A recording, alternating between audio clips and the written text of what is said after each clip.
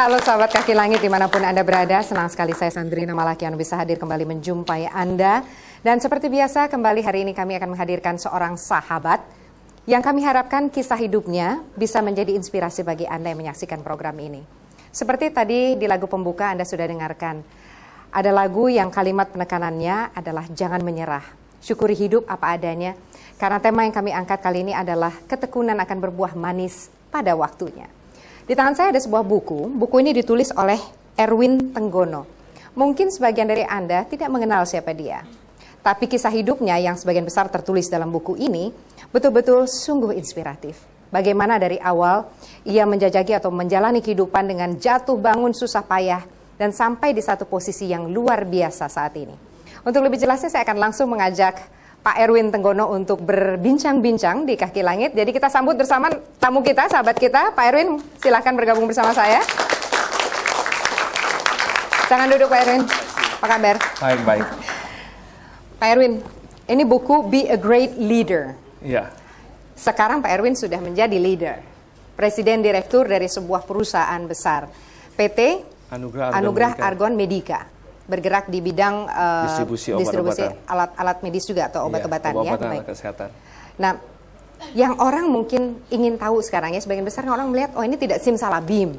Seorang Erwin Tenggono itu menjadi presidir begitu. Ada perjalanan panjang. Jadi saya ingin berbagi kisah tersebut karena dengan cerita yang ada di buku ini saja sudah pasti ada banyak yang sarinya bisa diambil oleh pembaca.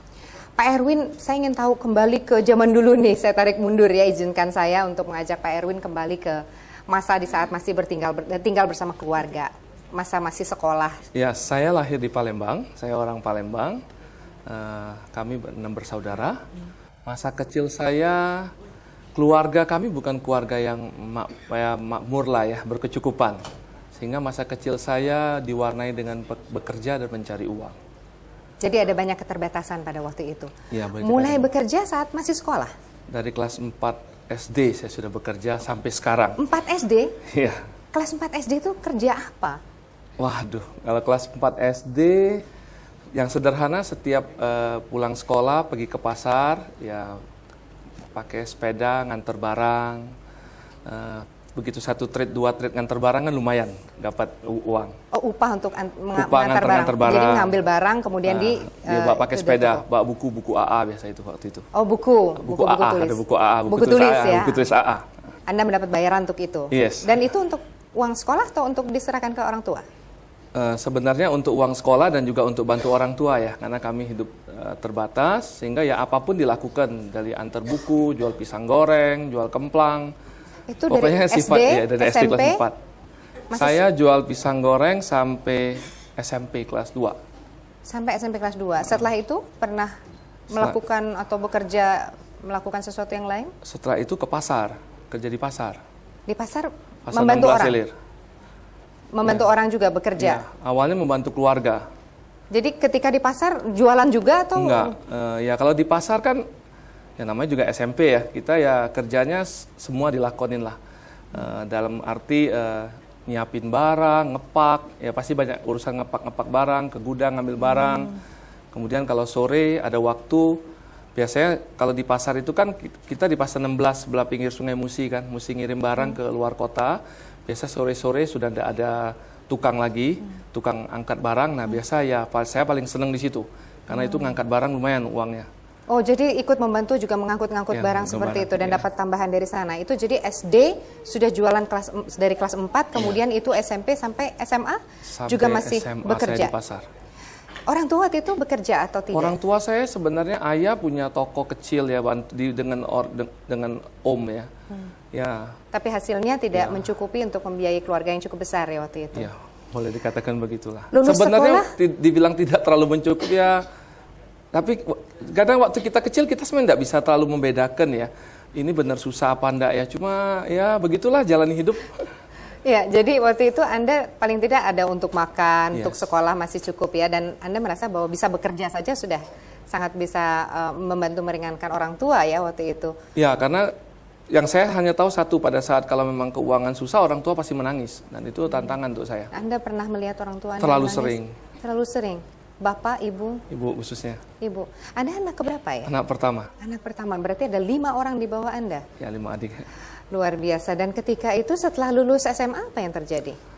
Lulus SMA sebenarnya saya pengen, cita-cita saya waktu itu ingin kuliah kedokteran di Universitas Negeri. Tapi sejujurnya saya enggak terlalu paham mengenai aturan-aturan kuliah. Pada saat saya mendaftar ke Universitas Negeri, saya disadarkan bahwa waktu itu katanya saya belum warga negara Indonesia. Saya kaget. Padahal saya tidak pernah terbayangkan. Kalau ceritanya dulu ada pembedaan seperti itu. Iya, ya? saya tidak pernah membayangkan. Akhirnya saya memutuskan tidak kuliah. Sebenarnya ada satu orang yang mendorong saya kuliah itu adalah Pak Sinaga sebenarnya.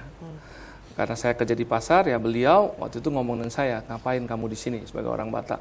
Saya bilang ya kerja. Senang pergi sekolah. Ya seperti itu. Itu yang membuka pikiran saya bahwa akhirnya saya mencoba kuliah lagi, mengambil kuliah. Dan akhirnya bisa menuntut ilmu ya di perguruan tinggi. Malam, saya kuliah malam. Kuliah malam.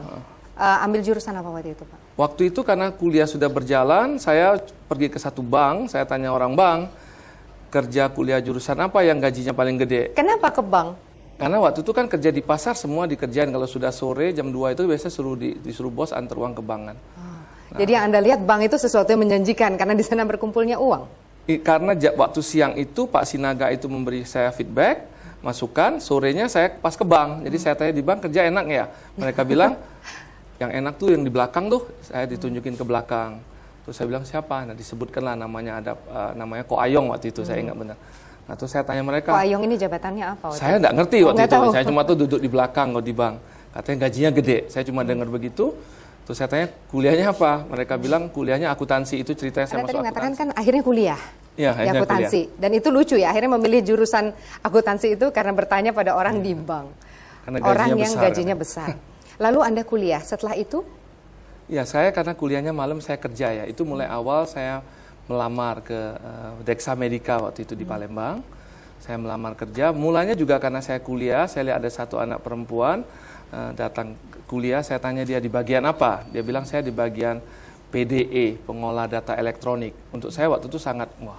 Apa itu? Ya, kagum lah pengolah data elektronik. Ya, itu membuat saya melamar ke Dexa Medica. Nah, tapi waktu itu saya baru SMA, saya melamar, tamat SMA, baru mau kuliah. Cita-cita waktu melamar ingin menjadi salesman. Tetapi tidak ada formasi itu waktu itu, sehingga saya ditempatkan di gudang. Sehingga saya memulai karir saya di perusahaan ini. Di gudang? Sebagai petugas gudang. Gaji Anda yang pertama waktu itu boleh tahu? 89.000. 89.000 rupiah. Yes. Sementara penghasilan Anda waktu di pasar lebih tinggi? Iya, jauh lebih tinggi. Jauh lebih tinggi. Kalau boleh tahu berapa waktu itu kalau di pasar? 300.000. 300.000. Itu bagaimana Anda menentukan pilihan meninggalkan yang di pasar yang gajinya lebih tinggi kemudian untuk sesuatu yang jauh lebih rendah? Kalau sekarang ditanya mungkin saya jawabnya karena waktu di pasar dari kelas 4 SD sudah di pasar. Hidup sangat keras kalau di pasar ya. Kita bertemu banyak orang, belajar banyak hal. Tapi yang dirasakan secara pengetahuan dan karena ada pengalaman yang betul-betul waktu itu membuat pilu hati atau sempat bertanya. Pilu hati enggak. Mungkin kalau kerja di pasar ya ekstrimnya gini ya. Kalau saya mesti ngambil barang di gudang, itu gudang di bawah ya. Nah itu gudang depannya pasti air kencing semua. Dan kita harus keluarin barang berjam-jam untuk masuk ke dalam gudang itu. Ya caranya kan enggak mungkin karena air kencing semua kita enggak lewat ya. Enggak keluarin barang ya. Akhirnya kita cuma cari kardus atau cari apa tutupin air kencing itu. Ya kita keluarin barang berjam-jam. Mungkin itu yang membuat saya merasa ya saya dilatih waktu itu ya, nggak ada yang perlu dijijiin atau dikotorin ya. Itu membuat Anda kuat lahir batin ya? Ya, kalau di pasar yang mungkin itu paling berat yang saya lihat. Kalau orang suka bilang, ih kotor, jijik. Ya, enggak lah, menurut saya.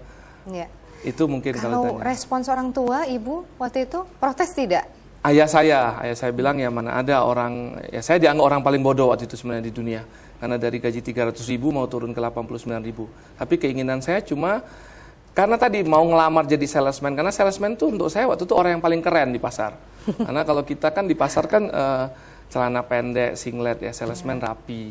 Nah, jadi saya pikir bisa rapi, bekerja, kemudian kantor itu pasti saya bisa banyak belajar. Saya dari kecil pengen belajar banyak, tetapi karena keterbatasan uang kami itu, saya sekolah sampai SMA tidak pernah ada buku cetak. Anda meminjam? Iya, dulu saya selalu ingat saya 3 orang ke sekolah dari kecil selalu. Saya, Bujang, dan Samin. Setiap hari ibu saya selalu bilang, kalau kamu ke sekolah, daftar sekolah 1 kelas, kasih tahu ibu, kasih tahu mama. Saya nggak mengerti. Saya selalu ngomong sama mama, oke, saya kasih tahu mama, mah kami sekelas mah. Mama pasti ke sekolah mengatur supaya saya tidak sekelas. Jadi saya jalan itu sampai kelas 6. Sampai kelas 6 saya juga nggak mengerti. Sampai akhirnya saya tanya mama saya, kenapa sih mah saya mesti pisah terus sekelas padahal kami barengan ke sekolah jalan kaki. Nah akhirnya mama saya menjawab saya, kalau kamu 1 kelas waktu ulangan nggak bisa pinjam buku. Jadi Itu saya baru sejauh mengerti. itu ibu sampai sudah bisa mempersiapkan bahwa keterbatasan yang ada itu harus dicari. Yes, dicari jalan Dicari keluar. jalannya. Ya. Selalu ada jalan keluar kalau kita mau mencari sebetulnya ya. Ya. Kembali lagi ke pekerjaan Anda dengan gaji yang 89.000 itu. Apa yang Anda lakukan kemudian untuk mendapat peningkatan? Pertama, pada saat di pasar masuk ke kerja ke kantoran secara shock nomor 1 shock kena AC ya, karena di pasar kan tidak ada AC, di kantor ada AC. Tapi karena di gudang, sebenarnya kerja di gudang itu kan kerja kasar ya orang lihat. Tetapi waktu itu saya tidak melihat itu pekerjaan kasar. Karena kalau kita mau dibilangin kerja kasar ya kerja kasar setiap pagi dari pabrik ambil barang, nyusun kerak. Nah tapi waktu saya di gudang itu saya justru banyak belajar. Pertama saya belajar mengenai produk di gudang. Karena setiap hari saya angkat produk itu, saya harus tahu ini produknya gunanya untuk apa. Karena keinginan tetap pengen jadi salesman sebenarnya, supaya bisa belajar produk. Jadi melampaui job desk sebetulnya ya. Waktu itu mungkin tuntutan pekerjaan Anda di gudang tidak sampai sejauh itu, tapi Anda ingin melampaui. Bagi karena saya bukan hanya gudang barang, tapi itu gudang pengetahuan. ini dia kuncinya sebetulnya, bukan hanya gudang barang, tapi gudang pengetahuan. Itu yang luar biasa. Bagaimana orang melihat ada ilmu di situ. Nah setelah itu gimana caranya? Anda Setelah saya bekali diri dengan ilmu? bekalin di gudang pengetahuan, belajar product knowledge, saya banyak bertanya, karena saya kan bukan apoteker, bukan itu, saya kerja di pabrik obat, saya banyak bertanya kepada tenaga penjual. Ya biasalah, mereka jelasin ke saya sambil guyon-guyon. Nah setelah itu, saya punya keinginan belajar komputer. Jadi setiap istirahat makan siang, saya selalu berteman dengan orang-orang bagian komputer, supaya mereka mau mengajarkan saya komputer. Jadi saya menghabiskan makan siang dengan cepat pasti. Setelah itu Supaya saya bisa akan kursus ya? belajar dengan anak-anak bagian komputer. Ya, jadi saya banyak belajar lah selama kerja di gudang, kemudian saya ke admin. Waktu di admin saya sangat itu peningkatan dari gudang kemudian Anda ditempatkan di administrasi. Iya, dipindahkan ke admin ya. Waktu di admin saya banyak belajar. Saya senang belajar karena di admin banyak perempuan ya. Ibu-ibu kan biasanya ada cuti hamil. Ya. Nah, biasanya mereka cuti hamil atau cuti melahirkan itu saya selalu senang karena saya akan ada punya kesempatan mengambil pekerjaan mereka. Dan saya biasa kalau orang sudah teman-teman kantor yang hamil, saya sudah bilang nanti kerjaannya kasih aku ya kalau pada saat cuti. Nah dari situ saya belajar banyak sebenarnya. Jadi beberapa tahun tuh saya praktis tidak pernah cuti. Tapi saya belajar banyak dengan mutasi. Karena kalau satu teman ini bagian pembelian cuti, saya belajar bagian penjualan. Sehingga tanpa terasa waktu itu saya tidak mengerti. Saya hanya ingin belajar. Setelah sekian lama saya jadi mengerti semua pekerjaan di bagian administrasi itu. Dan akhirnya setelah berapa lama Anda bisa sampai di jajaran direksi?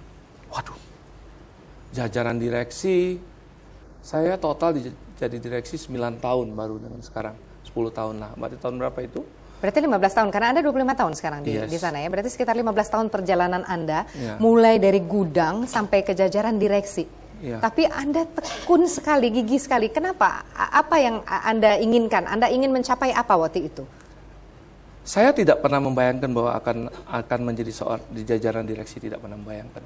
Tapi prinsip saya waktu itu adalah apapun yang saya kerjakan harus lebih baik dari orang lain. Jadi bahasa saya adalah kalau Erwin yang ngerjain beda hasilnya pasti.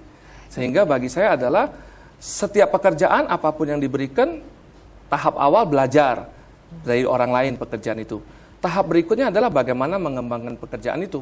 Nah itu selalu prinsip saya. Tidak berhenti di titik itu, tapi kemudian melampaui dengan memberikan hasil yang lebih baik lagi. Lebih baik itu lagi. Prinsip Anda seorang Erwin Tenggono. Baik, kita lanjutkan sesaat lagi Pak Erwin. Dan kami harap Anda juga terus bersama kami di Kaki Langit. Saya segera kembali.